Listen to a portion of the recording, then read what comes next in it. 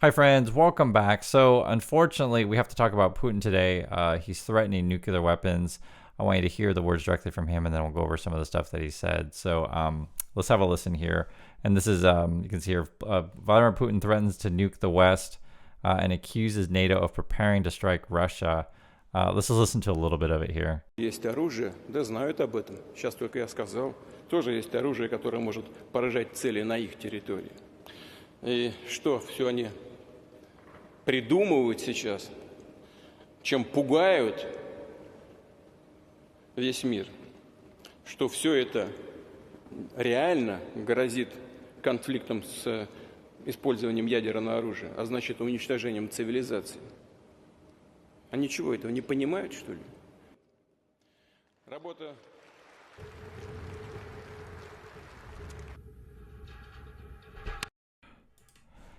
Let me play a little bit more too on another one. So this is from Bloomberg, but this I think the whole speech is like a couple hours. So it's not worth going through the whole thing. But I just want you to hear like the tone and the environment that it's in.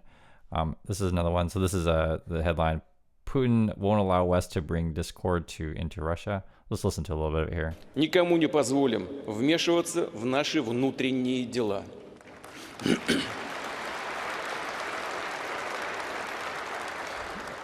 Так называемый Запад с его колониальными повадками, привычка разжигать по всему миру национальные конфликты, стремится не просто сдержать наше развитие. Вместо России им нужно зависимое, угасающее, вымирающее пространство, где можно творить все, что угодно. По сути, они хотели бы сделать с Россией... You get the idea. So I just kind of want you to see that, like I said, the tone in the environment. This is the headline, and it's all over the news everywhere. We have it here in Korea as well. It says, Putin warns of nuclear war if NATO sends troops into Ukraine. Now, there was a story yesterday that I saw, and I didn't mention it. I just wasn't going to cover it because essentially it was spreading Russian propaganda. Russia had leaked a story on sort of their policy for nukes, for the past couple of decades is basically what it was. And then this is like a direct speech and direct threat. So the first one was like, okay, they're just kind of posturing there in the early one, but when you have the direct words, it's not good, right? So take this stuff seriously. This is my opinion on the stuff. I mean, when Putin says stuff, take it seriously. We're currently in a hot war, right, with Ukraine and Russia, and then just recently we had that whole essentially Putin was using Tucker Carlson, which is an American journalist, to essentially speak directly to Americans propaganda. And this is sort of why I called that thing when I did, and some of the YouTubers are even supporting Putin's messages, etc. Don't mention any names of who, but just let's just say that this idea of Americans supporting Putin is so ludicrous. But that was the whole point, is essentially you're trying to persuade Americans to not want to assist Ukraine at all. The issue that we have right now is, I do take this stuff seriously. I want to put this in context though, because empty threats. If you say this stuff all the time and nothing happens, it's like crying wolf, right? I'm in South Korea, as you guys know. We just refer to as Korea, but South Korea, and North Korea threatens us all the time. But it's like once a week kind of thing. So we don't really take it that seriously. Putin doesn't do this very often, this kind of thing, and it's when you do these things, it's a message to your enemies. It's also a message to enemies both outside the country and inside his own country, right? To talk about power. Let's see here what else, and I have these chat with you guys. I don't make any jokes about this kind of stuff, and chat with you to as sane humans, and hopefully we can be sane. I mean, the last report that we got. I remember reading it was it 3 days ago? It was recently, so it's actually quite a lot of news recently. It was saying that Russia was looking at putting in some sort of way to basically get rid of all of the satellites. I think that's putting it politely. I think it was like nuke all the satellites in space. If you guys remember, we talked about that. It was what it was the U.S. and Intel was saying that Russia's planning to do something like that, and then that basically the Americans were trying to signal like, don't do it, don't be putting nukes in space. Now that my understanding though, the nukes in space thing wasn't to do any sort of intercontinent missile or anything, ICBM, it's better to say it, nothing like that, but it was more just to take out all the satellites in space. This thing here, what Putin seems to be talking about, was like directly, hey, I'm going to nuke France kind of stuff. Let's go through this here. Okay, Putin warns of nuclear war if NATO sends troops into Ukraine. Let's see. Key points. Russia President Vladimir Putin said Russia is united and it faces challenges to its sovereignty posed by the colonial West. And then here's a quote: "We shall overcome everything together." Putin said as he introduced his address praising Russian citizens, businesses, and troops in Ukraine for their efforts in defending the motherland. And also saying here, he led a minute's silence to honor Russia's armed forces, praising the colossal battlefield experience they gained in 2 years of fighting Ukraine. The time out of stuff too is, you remember the opposition leader was just killed recently. If you guys remember that, we talked about it. And was it Noveni? I believe is his name. And I think the funeral is tomorrow. So I don't think any of this stuff is by chance. All of these things together. We'll go through more what this says here. Russian President Vladimir Putin warned NATO countries of the danger of nuclear conflict with Moscow if NATO troops were deployed on the ground in Ukraine. Quote, "The West must realize that we also have weapons that can hit targets on their territory. All this really threatens a conflict with the use of nuclear weapons and destruction of civilization. Don't they get that?"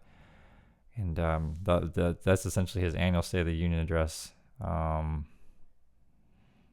Macron was talking, giving some tough talk before about, we'll send troops into Ukraine kind of thing. This is a really tough thing to deal with, because I don't think anyone wants World War III or a wider war. It's no one wants that, right? And the issue is, right, Russia attacks Ukraine. Whether or not Russia has plans to invade all of Europe, I would say it's probably, in terms of ground troops, probably not going to happen. I can't predict exactly what Russia's going to do. I would just say in terms of his, troops marching on France, I don't think so. But the nuke thing, though, who knows, that kind of stuff. You just don't know. It just takes, a couple crazy people. That's why, in my opinion, we need to really just get rid of all these weapons entirely, and essentially that just requires joint cooperation between the U.S. and Russia to say, hey, you get rid of 10, well, I'll get rid of 10, okay, and next week you get rid of 10, and it'll take a while. I'm more to really get rid of them is be like, you have to get rid of 1,000, I'll get rid of 1,000, and it's actually not a simple thing to just you have to dismantle these things safely, etc. I'm just saying in general, I just wish we didn't have these weapons, right? The reason why one side doesn't just de-escalate, it's then suddenly the other side has more power. That's why you get this sense of, like, you guys know, the weapons build up and etc. So sorry, I'm just processing all this. There's so much to think about. Here it says, prepare to solve most of. Okay, we shall overcome everything together. As telling Putin, we have proven that we are prepared to solve the most difficult task, rise to the most difficult challenges. Quote, for example, we repel the aggression of international terrorism. I don't need to read this stuff. Other stuff talks about the economy, etc. Yeah, I think the key was just the threat. So other thoughts I have about this is why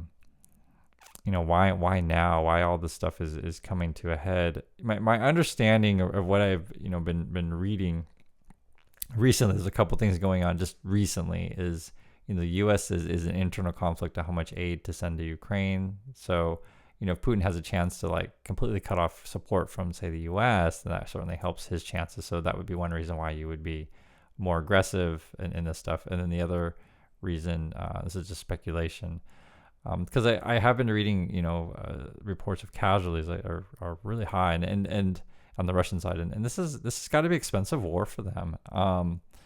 It just is, right? The other issue, of course, is people, the oligarchs and people on the Russian side, remember, they got their banks accounts frozen, that kind of stuff. So I'm sure there are certainly forces that aren't thrilled with Putin's leadership.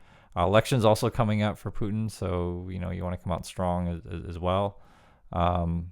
Yeah, it'll take me a while to process all of this stuff. I'm just hearing about this stuff now. I just wanted to give an initial reaction on this. It's not the kind of news I want to wake up to. Of course, I'm sure you don't want to either. But I do want to have serious discussions about this. I'm sure there's stuff going on internally within the U.S. within Europe as well. So let's hopefully the same, for all these kind of things, cooler heads will prevail. But again, I just remind you, yes, we are in a hot war with Ukraine and Russia, and it's unfortunate. I never make light of this kind of stuff. So anyway, please share your thoughts on that, what you guys think about this one. And I'm usually in our community, we have a lot of people that bring up lots of interesting points, and I always like to hear all of your points of view on this thing. So thanks again, and I'll catch you next video.